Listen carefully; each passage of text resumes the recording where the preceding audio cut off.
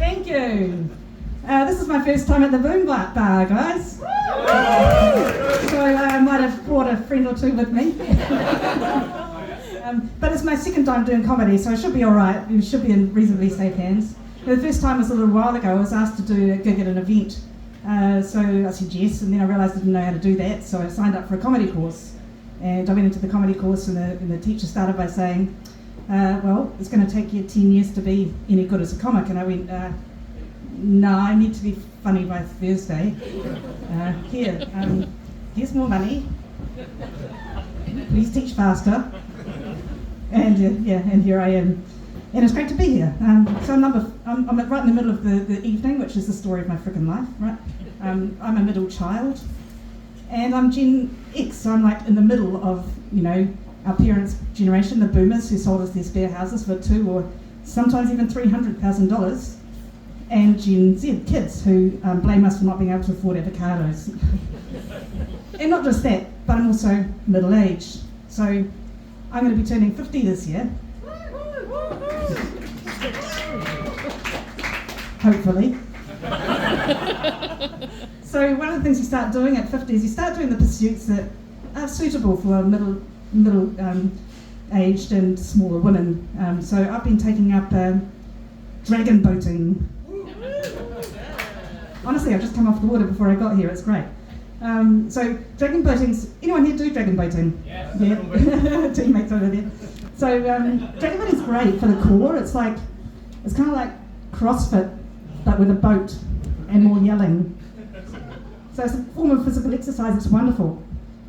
As a mode of maritime transport, it's inefficient. There's 20 of you on a boat paddling like your life depends on it for a minute and a half, and you've gone like maybe 30 metres or something like that. It's crazy.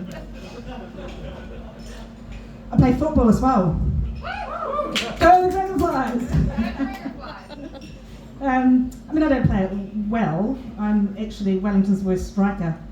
I can prove it. I've had 2 seasons, no goals. But it's got to the point now where the other team just waved me through. It's like, oh no, you'll be right. I don't know how this is. Kind of rude, really. Well, I tell a lie. There was 1 goal, but it doesn't really count for a couple of reasons. One of them is that it was during a friendly, so it wasn't a proper match. The other one was I wasn't actually playing striker that day. I scored the goal from deep in defence. Yeah, which would have been really impressive if it hadn't gone straight into the back of our own team's net. How we laughed. But in other ways, I am your sort of stereotypical middle-aged woman. I have the required number of cats for that.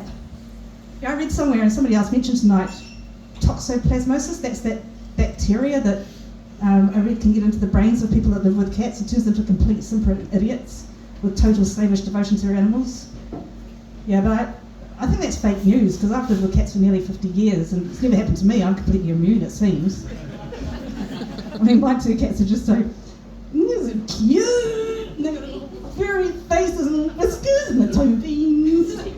Cute. I tell you what about this? Hey, I'll say big and you guys say stretch. You up for that? Yeah. Okay. Big stretch. Oh, thank you, that's so cool.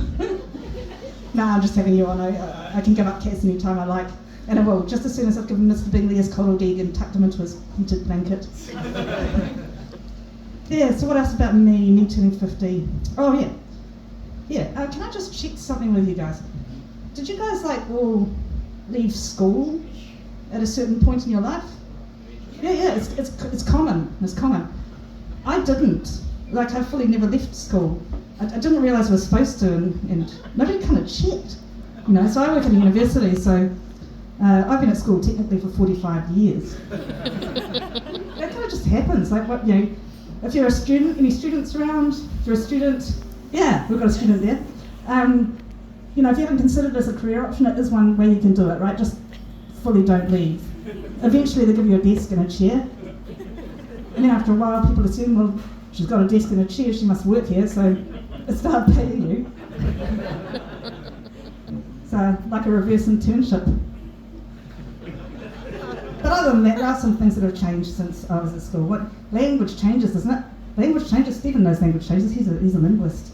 So there's whole words that I've had to learn and that weren't around when I was a school student. And so I actually made a list of some of them. I've got a list of some words that are around now that weren't around when I was at school, and what I would have thought they meant if I'd heard them as a child. So I'll give you a few. There's modem.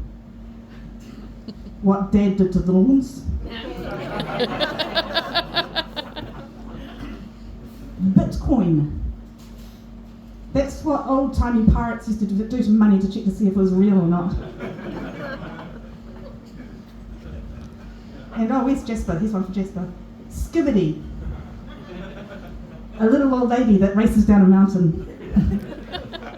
Goes the other way around too, though. We had words when we grew up that don't exist really now at all, and I wonder what young people now might think when they hear them, what they think they might mean. Like Walkman.